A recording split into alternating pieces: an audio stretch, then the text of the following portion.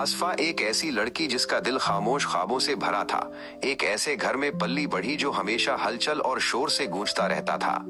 इसे अपने बड़े खानदान की तवानाई पसंद थी, लेकिन दिल की गहराइयों में वो एक मुख्तलिफ किस्म की गर्मजोशी की ख्वाहिश रखती थी।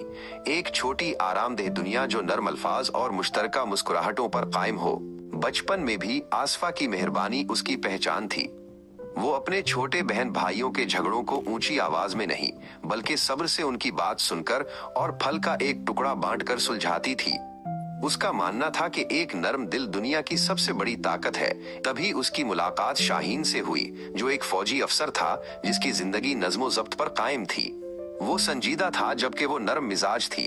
फिर भी उसकी पुरसुकून मौजूदगी में शाहीन को एक ऐसा सुकून मिला जिसकी कमी का उसे एहसास भी नहीं था। की मुश्तरका जिंदगी का आगाज हुआ दो मुख्तलिफ दुनियाओं का एक खूबसूरत इम्तिजाज। शाहीन की फौजी पाबंदी का मतलब था कि हर चीज की एक जगह और एक वक्त था। ताहम आसफा का मानना था कि घर को सिर्फ तरतीब का नहीं, बल्कि सुकून का मकाम होना चाहिए। कभी कभी उसके सख्त शेड्यूल उसके खुशी के बेसाख्ता लम्हात से टकरा जाते। ताहम आसफा ने सब्र से काम लिया। उसके मुनज्जम तरीकों से लड़ने के बजाय उसने अपनी गर्मजोशी को उसकी दुनिया में शामिल कर दिया। उसने शाम की चाय की रिवायत शुरू की, जो उनके लिए महज बात करने का एक पुरसुकून वक्त था, जिसने उसकी मुनज्जम शामों को ताल्लुक के लम्हात में बदल दिया। आहिस्ता आहिस्ता शाहीन बदलने लगा। उसने इससे सीखा कि हकीकी ताकत सिर्फ इज्जत हासिल करने में नहीं, बल्कि हमदर्दी दिखाने में है। उसने अपनी मुश्तरका जिंदगी की ताल में एक नई किस्म की तरतीब पाई, जो उसकी ताकत और उसके हुस्न का तवाजुन थी।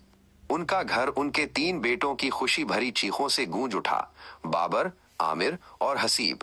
आसफा ने उन्हें मेहरबानी सिखाई, जबकि शाहीन ने उन्हें नज्म जब्त सिखाया।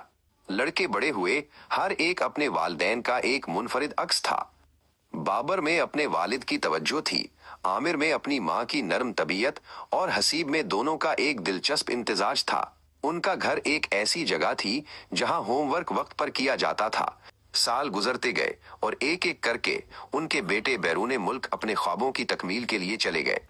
अलविदा कहना कभी आसान नहीं था, लेकिन आसफा और शाहीन एक साथ खड़े रहे, उन बेहतरीन नौजवानों पर फख्र करते हुए जिनकी उन्होंने परवरिश की थी, और इस बात पर यकीन रखते थे कि वो दुनिया का सामना करने के लिए तैयार हैं।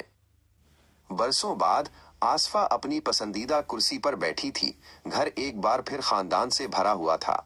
उसके पोते पोतियों की हंसी वो सबसे मीठी मौसीकी थी, आखिरकार हकीकत बन चुकी थी, जो सब्र, इफ़हाम व तफ़हीम और गैर मुतज़लज़िल मोहब्बत की जिंदगी भर की कमाई थी।